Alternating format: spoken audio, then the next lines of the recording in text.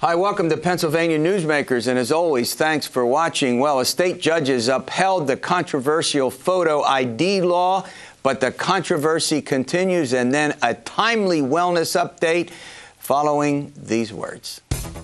This is Pennsylvania Newsmakers, a fast-paced, unrehearsed weekly discussion with and about the leaders who shape your world.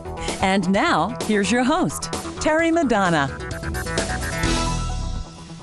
Hi, welcome back to the program. Well, after a 3-week hiatus for the successful Olympics, successful because we won all the medals, or I should say most of the medals, we're back on WGAL. Of course, we've had, shows replayed on the other markets throughout the state. And I'll tell you what, I don't remember a controversy that has engendered more debate and more bitterness and more national coverage in decades than our controversial photo ID law, and I couldn't have two better guests to talk about this. Two of the state's leading reporters, they've been covering this story for what must appear like years to them, but it's more likely weeks. Amy Worden from the Philadelphia Inquirer and John Micek from the Allentown Morning Call. All right, journalists, I got that out. Amy, let's start with you. The judge didn't rule on the constitutionality. He gave no injunctive relief, saying it moves on. Talk about that. Right. Well, the judge basically said that he essentially denied a bid by lawyers representing a group of plaintiffs who sought to stop the law, saying it was discriminatory, and leading that charge was the ACLU. And the judge found that that essentially, the law was good. The law was good. It was fine. The legislature was within its power to enact it, and and we roll ahead. And we roll ahead. Now, John, I want to get into some of the features of it that I know both of you have talked and written a lot about. But just so we're clear about this, no injunctive relief. It goes where? We all know, but tell our viewers it goes where. Just congratulations, by the way, on picking up the gold in the 4x100 relay. That was great for you. But I want a big moment. I want to tell you something. You watched every moment of the soccer. John has a blog, and you can get on his blog. He's a soccer freak. Go ahead. It's true. But in any case, from here, the case is literally, probably as we sit here recording this morning, there's briefing papers being filed in the state Supreme Court. The plaintiffs in the case made it very clear that they intend to appeal this decision. And they want this resolved before the election. So we're dealing with a very limited time frame here. You'd be curious to see if the Supremes decide to take this up and the speed with which they decide to take this up. There was one law professor telling me yesterday that if they move speedily on this, that might indicate some skepticism on their part by the law, or if there's a more leisurely sort of appeal period, that might mean that they might be more inclined to rule with the Commonwealth Court. They don't have to take this case up. I mean, it's a petition. It's a petition for appeal. They don't necessarily have to take it up. That's what I mean. Now, Amy, as some of our viewers may know, but some may not know, when it goes to the court, there's a very interesting dynamic there, right? Yes, indeed. Well, the 7-member Supreme Court is now down to 6 thanks to the legal troubles of one justice. And in that 6 is evenly divided, Democrat and Republican. So if it is, in fact, a tie, the ruling stays. It goes to the lower court. So, John, I guess a 3-3 tie, the ruling would be upheld.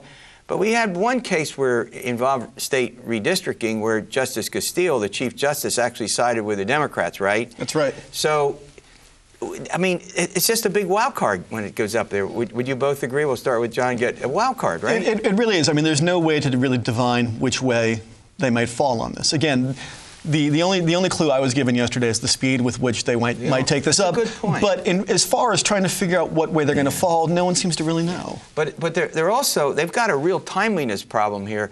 I mean, once you get up, Amy, to about, let's say, 30 days before the election, all this machinery is in place. And I think Judge Simpson made that point. Go ahead. He did. He said the wheels are in motion here for election 2012, and to throw a wrench in it now would cause even more havoc. So that was actually one of the points that he made in his 70-page ruling. I read it. I'm sure you both did. We got online and read it. Look, we're going to run to a break. I want to get into some of the details of this. I know a lot of journalists have been reporting this about what kind of photo ID and how controversial it is to for folks to try to get that ID, and whether or not it's possible for people under certain circumstances to gain the proper identification to vote. We'll be back in a moment. This broadcast of Pennsylvania Newsmakers is presented by the Pennsylvania Chamber of Business and Industry, the statewide voice of business.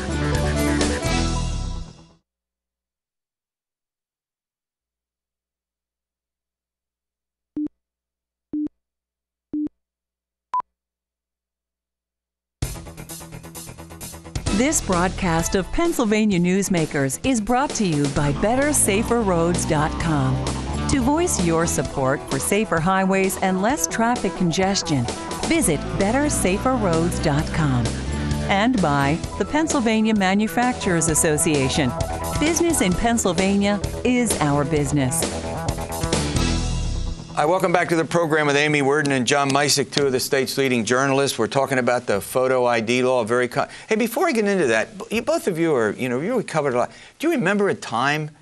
I mean, we know we had the pay hike in 2005, but that didn't break down by party. I mean, this is really bitter, John, isn't it? I mean, this is bitter. The two sides of, yeah, make no mistake, this was an intensely partisan debate, and that was a point that was argued in court by the plaintiffs, that the pretext for this law was, in fact, that it was an effort by Republicans to disenfranchise historically Democratic voters in a pivotal presidential year.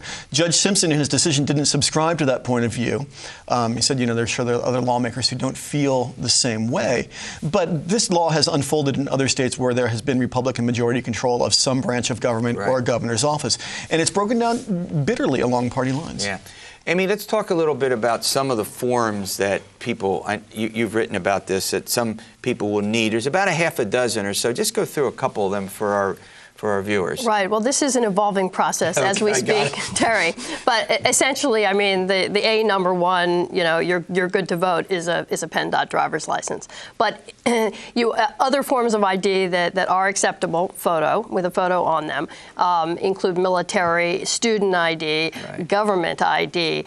The Department of State is now working on a kind of a last-ditch ID for people who have exhausted all avenues to getting the non-voting license photo ID out of PennDOT, but we don't know the details of that yet. And there's some issues within some of those alternative IDs, such as military and student, and government, in fact, that may or may not have expiration dates on them, which is critical. Yeah, well, that's for college students particularly, because a lot of college campuses, we're a huge importer of students from, different states.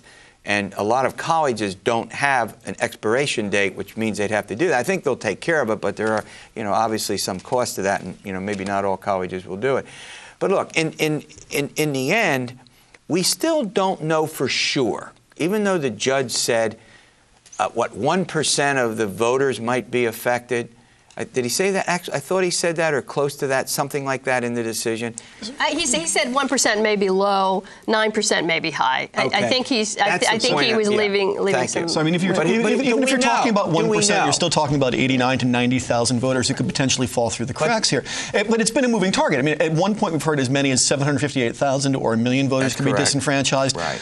No one really seems to know, and the plaintiffs tried to argue in their case that the state really doesn't have an adequate fallback plan to make sure that nobody falls through the cracks. In his decision, Judge Simpson said, the people who have trouble obtaining ID, some of the witnesses that the plaintiffs presented at the hearing, even if they can't present ID at the polling place, that they can vote by absentee ballot or vote by provisional ballot. So his argument was that even if they don't have that, there's still these fallback measures. In a teleconference the other day, the plaintiffs' lawyers took issue with that reasoning. In absentee balloting, for instance, you have to provide an actual justification or certification for why you can't be there. With provisional balloting, you still have to come back within 6 days and prove your identity. So even if you vote provisionally, 2 weekend days. Yeah, go ahead. That includes the 6 days after the election day, which is a Tuesday, includes a weekend. Yeah. So in essence, you're really down to 4 days. 4 days. Okay. Mm-hmm. But if you don't have the proper form of ID and you're having trouble and you're voting provisionally, will your vote count in the end anyway? There's it's an open question. So before we leave this topic, there's still these unknowns about how many people will not be able to vote because of the law. I think we all agree. No one knows. Go ahead. You want to add something? No one knows for sure. The second thing is, You know, will it affect the outcome of the election? I mean, maybe that's not as important a question as whether everybody should have the right to vote. And in all candor, I have to tell our viewers, I co-authored a column in which I indicated didn't favor this particular law. You can have photo ID. You can have all sorts of IDs. This one seemed a bit too restrictive. And we did have a first-time voter ID book on the law. Now, if you vote the first time, you need to require some ID. It wasn't a photo ID. Am I right about that, Amy? Right, correct. And was there any controversy over that when it passed? I don't remember no, any. I don't remember it either. You covered it? No. All right. But I think we're talking about those who are affected are the longest vote. The people with the longest voting records who have been going to the same polling place for 50 or 60 years. The star witness and the lead plaintiff in this case is a woman called Vivian Applewhite from Philadelphia, who's 93 years old. Right. Cast her first ballot for FDR back in the World War II era, has not missed but won a single election until now, and could potentially be turned away on Election Day. Yeah. So in the end, in summary, before I let you go, goes to the Supreme Court. We're not sure whether A, the court will take up the case. 2, if they take it up, can they do it before the election? Is that also at least a possibility? It is theoretically possible. Theoretically possible. And just to be what folks wanted, and the judge didn't rule on the constitutionality, final question, they literally wanted a stay. Forget this election, use the old methods. Going forward, maybe then, they look at the substance of the ID law. Is that right, Amy? Yeah, but they still had, that's still an option. Now, this was only a preliminary injunction, and they could move for a final injunction after the election, at which point we will know what kind of impact they can look at the result. If there are in fact thousands of people turned away at the polls, that will play into their petition for a permanent injunction against this. Now, you cover the legislature. Both of you have been doing this a long time. You don't think there's much possibility the legislature on its own will revisit this, given the control by, not a criticism, just control by one party. They passed it. The governor signed it. Not likely to be. Unless the predictions of complete carnage come true on Election Day, then no. Okay. All right, great update. All right, senior, what are we talking about? Senior wellness, an important topic. Given we're talking about senior citizens and Medicare, we're going to get with our folks from Highmark and talk about wellness, an important topic, after we pay some bills. This broadcast of Pennsylvania Newsmakers is brought to you by Pennsylvania Credit Union Association. Pennsylvania Credit Unions, where people are worth more than money. To find a credit union that is right for you, check out ibelong.org. And by the Energy Association of Pennsylvania, Pennsylvania's energy information source.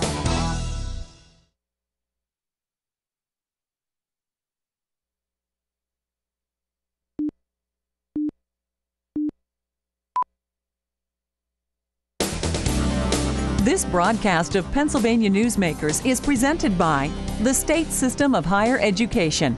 14 state-owned universities. The state system is the largest provider of higher education in Pennsylvania. And by the Hospital and Health System Association of Pennsylvania, working towards a healthy Pennsylvania. Hi, welcome back to the program. Well, this couldn't be a better time to talk about senior wellness with all the discussions about Medicare in the presidential campaign. Joining me is Dr. Judith Black. She's the medical director of senior markets at Highmark and Christine Heasley. She is the manager of health equity and quality services at Highmark. We do this periodically. We bring the folks in from Highmark, and they help us understand a lot of important medical needs and concerns. Dr. Black, let's talk to me. Talk about the senior citizens. You reach a certain point in your life, how you do these checkups and why wellness is important cannot be overemphasized enough. Am I right or am I wrong about that? Oh, you're absolutely right, Terry. And one of the areas with the new law is the annual wellness visit that's available to all seniors. And last year, only 10% of seniors really took advantage of the annual wellness visit. And it's not an exam, but it's going in and talking to your doctor about, and they will be asking you questions about, have you had falls? What are you doing for physical activity? And even something that most people won't mention is if they're having bladder accidents. So it focuses on things that you don't usually talk about.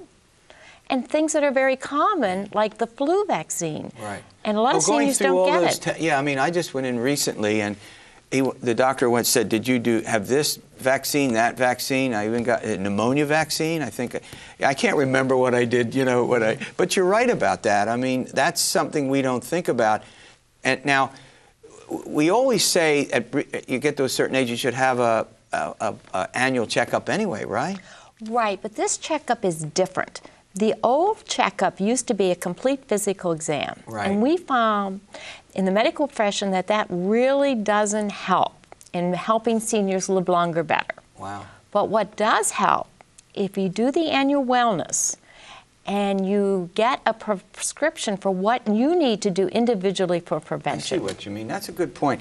Now, seniors need to take advantage of this benefit, right? Talk about that a bit. Besides this annual wellness exam, which is a new benefit under Medicare, it's important that they know too that pneumonia vaccination and a flu vaccination is also free under Medicare. Right. And adults 65 and older are really the hardest hit with flu and have the highest risk for complications. We see that with our vaccination rates that we see health disparities in our data, that many of our minority members are not receiving their flu shots.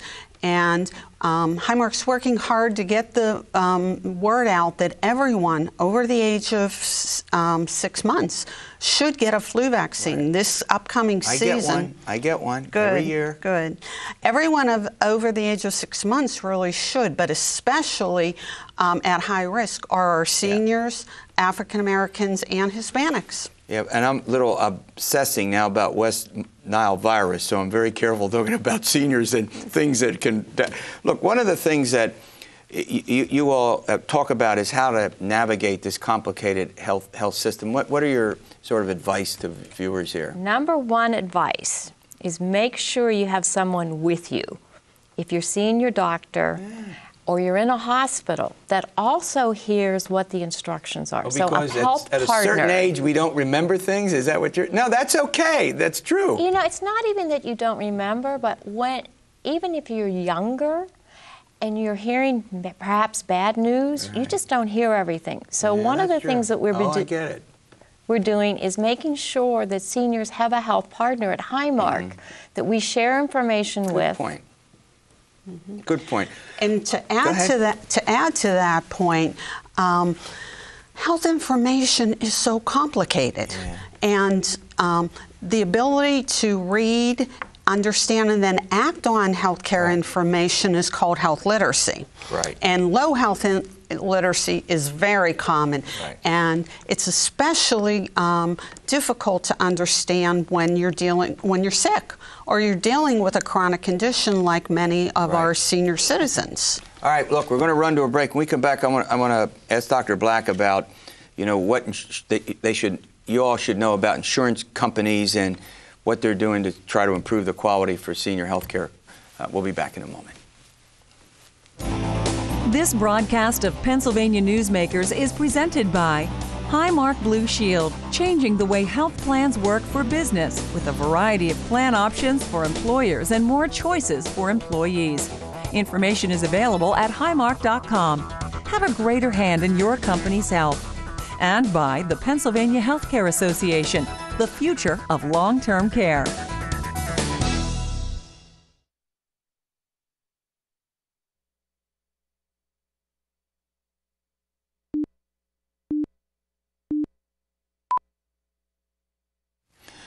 Welcome back to the program. Well, we're doing a timely topic, senior wellness update here, given all the discussions about Medicare. We're not going into the complexities of the debate over the presidential election, but we are talking about how important this is. And Dr. Black, healthcare insurance companies are vividly aware, I think, of the need to pay deeper and heavier concern, if that's the right way to put it, with healthcare for seniors. Describe that a bit for me. Well, one of the things that we're trying to do is have available to our senior health coaches that are available 24 hours a day that seniors can call with questions about how to navigate the healthcare system, and also if they have a chronic disease, to make sure they're getting the care they need. Another area, and this is across the country, not just with insurers, but with Medicare, is working to reduce hospital readmissions. Right. Patient safety. And we've had a program working with hospitals for a number of years now to improve quality, to reduce infections, and also working to reduce unnecessary readmissions. And we're doing better at that in this state, aren't we? We are doing better. Yeah, I mean, we have hospital association folks on, and and plus there's a statewide body that checks on that. Go ahead. We are doing better, but there's still a lot of room for improvement, particularly with readmissions, because there are parts of Pennsylvania where our readmission rates are much higher than other parts of the country. And they should be. And yes. All right, let's talk a little bit about, you all at Highmark have a big wellness event. Describe. Right, yeah. To recognize the importance of our seniors' wellness, Highmark is offering a free informational event on Thursday, September 20th from 10 a.m. to 3 p.m. at our Highmark Direct store in Mechanicsburg. And we will have experts on site that will talk about many of the topics we already touched on today, including how to get the most out of your doctor's visit, medication management. We will have pharmacists on site so that seniors can sit down and meet with them one-on-one. And we're encouraging. Is this for anybody? For any seniors. Any seniors, that's what I mean. You don't have to be covered currently by your insurance, Correct. But anybody can show up. Okay. And we're encouraging them to bring their medications so that they can review them. And besides that, vision screenings will be available, and information on nutrition, physical activity, Medicare, living wills, dental care. Pretty comprehensive. It is. It's going to be a really fun event, and for additional information or registration, seniors can call 717-302-3853. And we're real excited about the event. Okay, and I'm sorry, Terry, if I can mention one other thing. Go ahead. I had talked about the get the most out of your doctor's visit, and if I can leave you with one thought, don't ever leave your physician's office without the answers to 3 simple questions. And number 1 is, what is my problem? Number 2 is, what do I need to do to get better? And number 3 is, why is it important for me to do this? Okay. Hey, look, this is a great update, and as I said, an extraordinarily timely topic. All right, thanks for watching this edition of Pennsylvania Newsmakers, and I always end this way. Stay well, and we'll see you next week.